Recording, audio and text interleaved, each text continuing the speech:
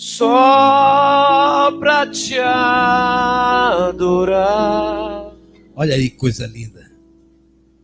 E fazer teu nome grande. E te dar o louvor que é devido. Para isso estamos nós aqui, só pra te adorar. Recebe, Pai, a nossa adoração, Jesus. E fazer teu nome grande, te dar o louvor que é devido. Estamos nós aqui, Jesus, em tua presença, reunimos-nos aqui, contemplamos sua face e rendemos-nos a ti, pois um dia sua morte trouxe vida a todos nós e nos deu completo acesso ao coração do Pai. E o véu que separava já não separa mais. A luz que outrora apagada agora brilha e cada dia brilha mais. Só pra te adorar.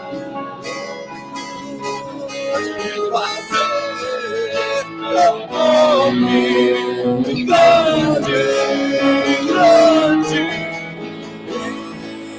te dar o louvor que é devido.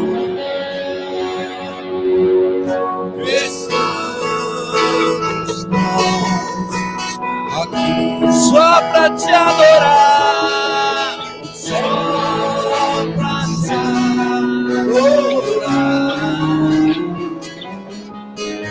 Fazer teu nome grande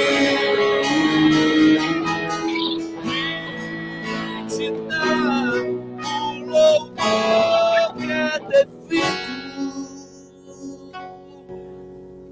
Estamos nós aqui. Você não sabe o que estava na minha cabeça?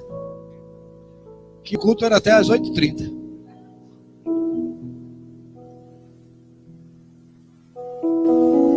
Aleluia. Diz assim a palavra do Senhor, dos versículos 1 ao 11. E passando Jesus viu um homem cego de nascença. Presta atenção que esse homem era cego de nascença. Que foi? Aí eu não disse que era João 9, não foi? Tá vendo o que é que a pressa faz? E vocês não têm o dom de revelação, não é? Adivinhar não, porque os adivinhos não herdarão o reino dos céus. João 9. Vocês acharam? Olha só, aí passando Jesus viu um homem cego de quê? Nascença. E os seus discípulos lhe perguntaram dizendo: Rabi, quem pecou? Este ou seus pais? Para que nascesse cego? Jesus respondeu: nem ele pecou, nem seus pais, mas foi assim para que se manifeste nele as obras de Deus. Convém que eu faça as obras daquele que me enviou enquanto é dia. A noite vem, quando ninguém pode. Enquanto estou no mundo, sou o que, irmãos? Aleluia. Tendo dito isso, cuspiu na terra e com a saliva fez lodo e untou com lodo os olhos do cego, e disse-lhe: vai, lava-te no tanque de Siloé, que significa o enviado. Foi, pois, e lavou-se, e voltou. De que forma, irmãos? O cego de nascença via. Então os vizinhos e aqueles que antes tinham visto que era cego diziam: não é este aquele que estava assentado e mendigava? Ele fazia o que, irmãos? Mendigava. Uns diziam: é este. E outros: parece com ele. Ele dizia: sou eu. Diziam-lhe, pois: como se te abriram os olhos? Ele respondeu e disse-lhes: o homem chamado de quê? Fez lodo e untou-me os olhos e disse-me: vai ao tanque de Siloé e lava-te. Então fui e lavei-me. E o que é que aconteceu? Qual é a pergunta? Cadê a pergunta de hoje? Por que evangelizar? Mandaram para mim o texto base desse mês de setembro. É Atos 13:47, que diz: porque o Senhor assim nos mandou. Por que evangelizar? Porque o Senhor mandou. Eu vou dando as respostas mais diretas, porque falta pouco tempo. Eu te pus para o quê? Luz dos gentios, a fim de que sejas para a salvação até os confins da... Então veja bem, evangelizar, anunciar o ID é uma ordem do Senhor. Isso traz luz e traz salvação. Por que é que eu devo evangelizar? Porque eu devo compartilhar da palavra de Deus. Nós lemos aqui no versículo 5 que Jesus disse assim: enquanto eu estou no mundo, sou luz do mundo. O Senhor, através da pena do apóstolo Paulo, registrou que ele mesmo disse ao apóstolo Paulo: eu te pus para luz. Luz. João 8:12 diz: falou-lhes, pois, Jesus outra vez, dizendo: eu sou a luz do mundo. Quem me segue não andará em trevas, mas terá a luz da vida.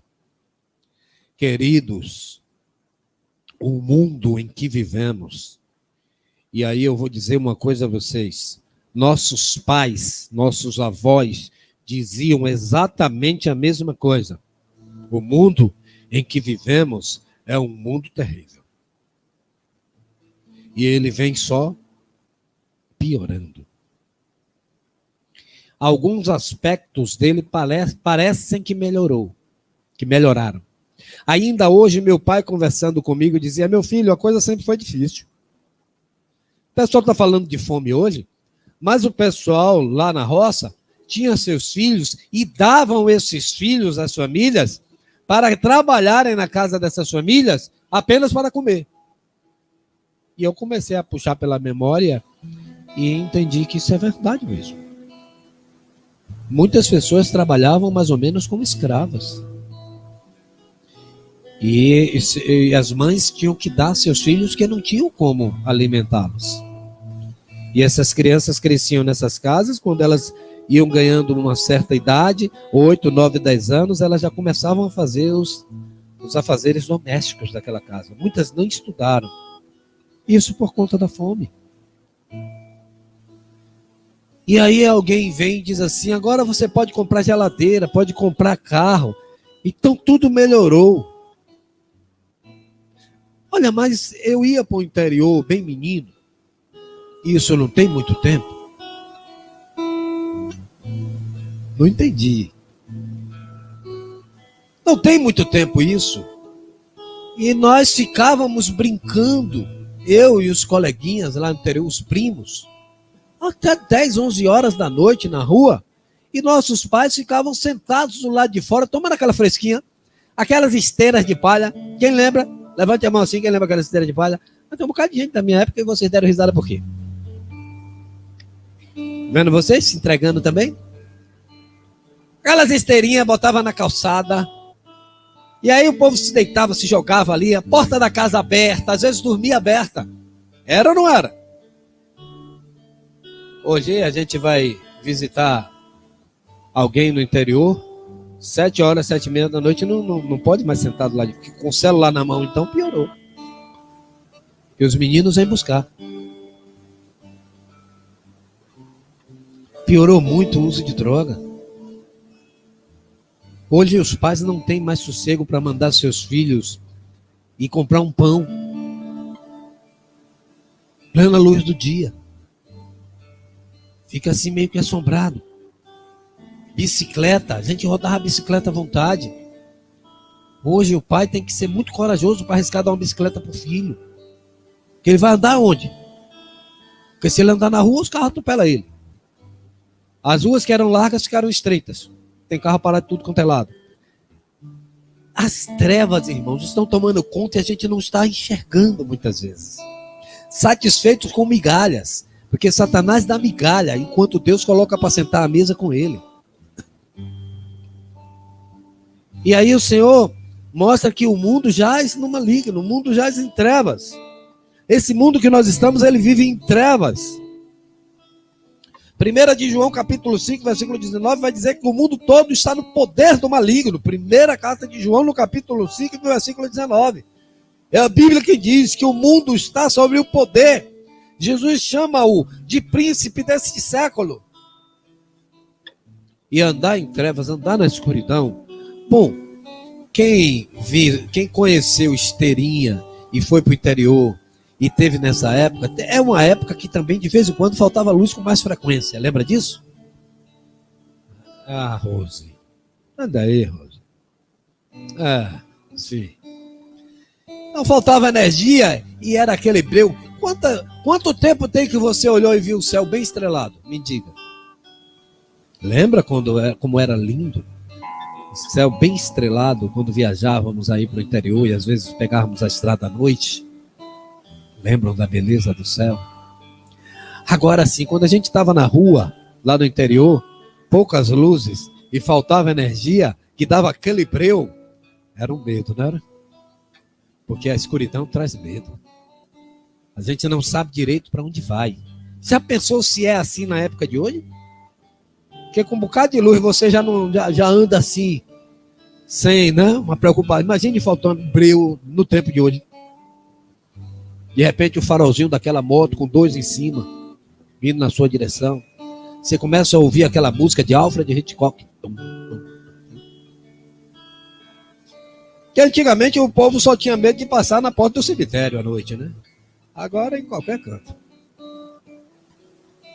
Então o mundo nas trevas, qual é a solução para as trevas? Senão a luz. A luz traz segurança, conforto, direção. E o salmista diz: lâmpada para os meus pés e luz para o meu caminho é a tua palavra, Senhor. Por que evangelizar? Porque tinham jovens aqui ontem que choravam do início ao fim, presos pelos laços do inimigo, do maligno. Porque ele começa a oferecer algumas coisas, depois que prende a pessoa, ele começa a tirar tudo. Tira a paz, tira a alegria. As trevas representam isso, a dor, a tristeza, a angústia. A luz é o remédio. É a solução para essas trevas. Na sua opinião, quais as evidências de que esse mundo está nas trevas? Recentemente, uma mãe pegou um menino de 3 anos, o filho. Foi com a tesoura? Esqueci, né? Tentando cortar A torneirinha dele. Logo um menino de 3 anos, se você der uma tesoura e der um fio, ele vai querer cortar, uma tomada, ele vai querer cortar, não pode cortar, uma faca, ele vai querer cortar. Aí a mãe disse assim, já sei tudo. 3 anos, com certeza, ele já discerne tudo. Na verdade, é porque ele queria ser menina. E agora vamos trabalhar isso na vida dele. Para amanhã, quando ele puder, vamos fazer uma cirurgia.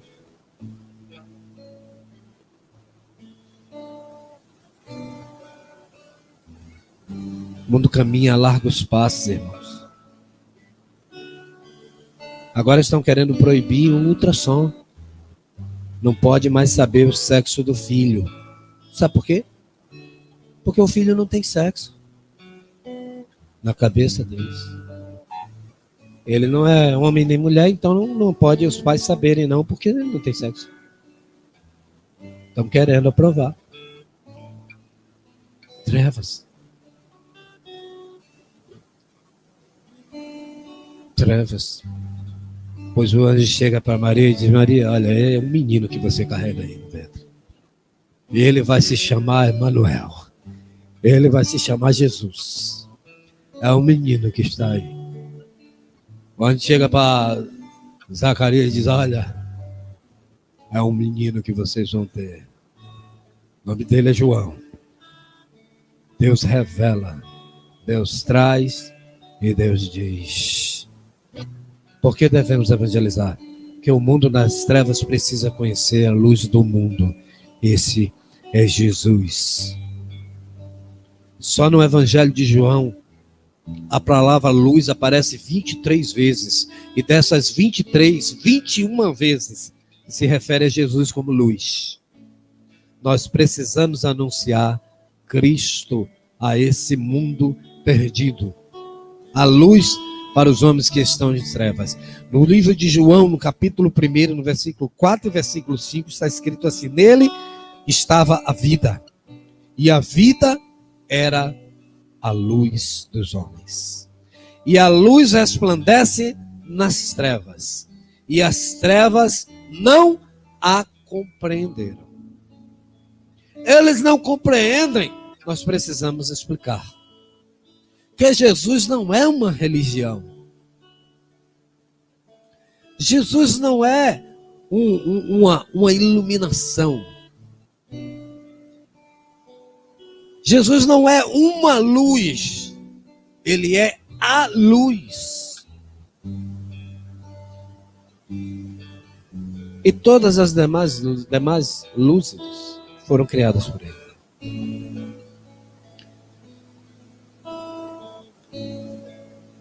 Quem não segue na luz, anda em trevas.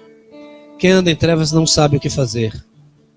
Não tem decisão certa a tomar. Jesus mesmo disse em João 12:46, eu vim ao mundo como luz, para que todo aquele que crê em mim não permaneça nas trevas. Aquele homem cego de nascença, desde quando nasceu, estava na escuridão, vivendo na escuridão. E por conta da escuridão, ele mendigava. Aquele que anda em trevas o tempo inteiro é um mendigo espiritual. É alguém que precisa pedir. Depende da migalha dos outros. É alguém que não sabe como agir com o próprio filho, com a própria filha. Dá conselhos ao esmo. Algumas coisas acerta porque escutou de alguém. Precisa replicar as coisas de alguém. E se ouviu uma coisa errada, vai ensinar o erro também. Porque está totalmente tateando. Está cego. Mas alguém que conhece a revelação, a própria sabedoria, que é alimentado por essa sabedoria, que conhece o amanhã, que sabe o que vai acontecer amanhã, que conhece o caminho, que é aquele que pode chegar diante do mar e dar ordem aos discípulos, peguem o barco e atravessem para o outro lado, sabendo que vai ter uma tempestade, mas sabendo que eles vão chegar do outro lado. Ele pode dar os melhores e os mais perfeitos conselhos. Aquele homem estava em trevas, durante toda a sua vida. Os discípulos, ainda sem a revelação completa de Jesus, perguntam: Senhor, por que ele é cego? Quem foi que pecou?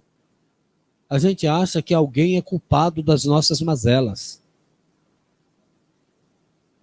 É difícil para a gente assumir os nossos erros. Quando assumimos, a gente diz assim: eu fiz isso, mas foi porque ele me provocou. Essa reação eu tive porque primeiro ele fez assim, primeiro ela fez assada.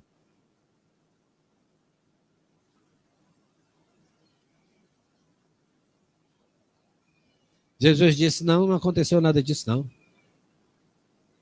Essa enfermidade está nele para que a glória de Deus seja manifestada, as obras do Senhor sejam manifestadas na vida dele. Jesus pega aquilo que representa a sujeira, Jesus pega o barro, faz lodo com ele, o lodo é sujeira, ele unta os olhos daquele homem com lodo, e ele mostra, ainda que esteja todo imundo, eu trago luz para a vida do homem. Ainda que o homem esteja banhado, untado no lodo, na lama, com o meu toque, eu transformo esse lamaçal em cura, em bênção na vida dele. E Jesus dá ordem àquele homem. Você acha que aquele homem só ficou curado porque havia alguma virtude no tanque de Siloé? Você acha que o tanque de Siloé emanava do tanque de Siloé alguma virtude? Ou você não lembra daquele homem que estava no tanque chamado Betesda?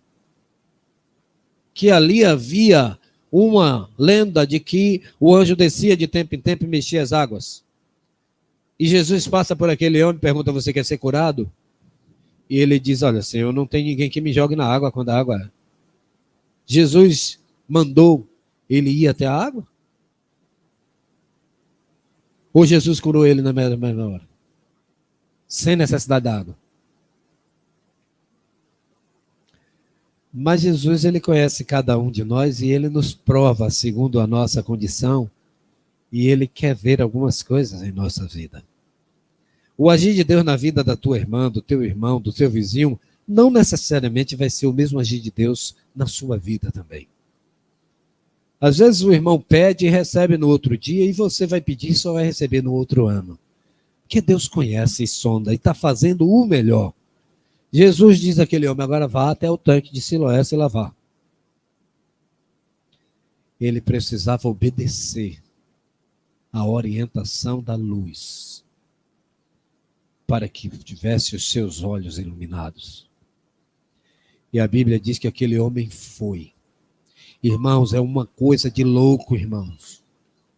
Às vezes Jesus vai mandar você fazer coisas que você não vai entender, mas você vai precisar confiar que é Ele quem está mandando.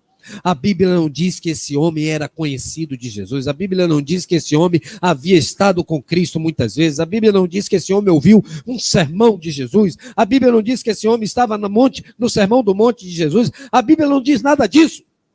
Então esse homem provavelmente estava conhecendo Jesus naquela hora, naquele momento.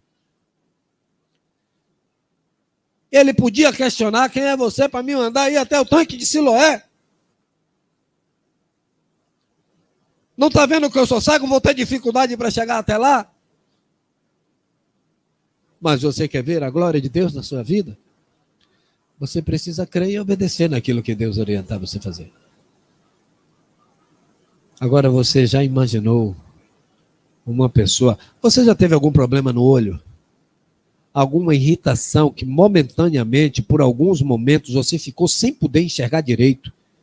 Coçando e lavar e meio turvo, alguma coisa que caiu, um cisco, alguma coisa que te impedia de ver naturalmente como você vê? Você ficou angustiado com isso? Certamente sim. Agora imagine a escuridão total e você não vê mais nada. Agora, imaginando isso, você imagine a luz voltando. Você voltando a enxergar. O alívio quando o cisco sai não é nada comparado a isso. Na vida daquele homem, o que Jesus representava? Na sua vida. Você é capaz de dizer o que Jesus representa hoje? Você é capaz de compartilhar com outros o que Jesus representa na sua vida? Talvez você esteja caminhando na igreja há muitos anos e nunca tenha feito de fato um encontro com Jesus.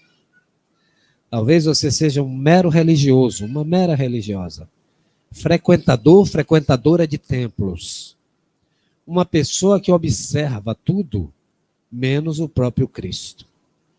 Talvez você esteja aí em busca de coisas, de algo que satisfaça o seu modo de entender igreja, o seu modo de entender religião, e nunca tenha de fato parado para buscar Jesus. Eu quero te dizer que você também está em trevas. Você não está na luz. Porque não é a igreja que traz luz. A igreja caminha na luz. Não é o culto que traz luz. Quem presta o culto já está na luz. Não são as coisas que representam Jesus. É Jesus quem cria e dá as coisas. O homem só sai das trevas quando tem um encontro genuíno com Cristo. Quando passa a ouvi-lo e obedecê-lo. Não importa se o tanque de Siloé é longe. Não importa se você terá dificuldades para chegar ao tanque de Siloé. Não importa se é difícil. Importa que aquele que mandou garante. Importa que aquele que mandou recompensará. Importa que aquele que mandou é a luz do mundo. Então por que é que eu tenho que evangelizar? Porque sem essa luz os homens estão nas trevas, isso é muito claro. Sem a luz eles estarão perdidos, sem uma direção. A luz é aquele que traz a salvação ao homem. Então, por que eu devo evangelizar? Porque o Senhor assim mandou. É uma ordem dele. E eu fui alcançado através do evangelismo, através da palavra pregada. Por que é que eu devo evangelizar? Porque ele me colocou como luz, para ser luz entre os gentios.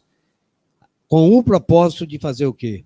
Levar a essas pessoas a salvação do mundo, que é o próprio Cristo Jesus.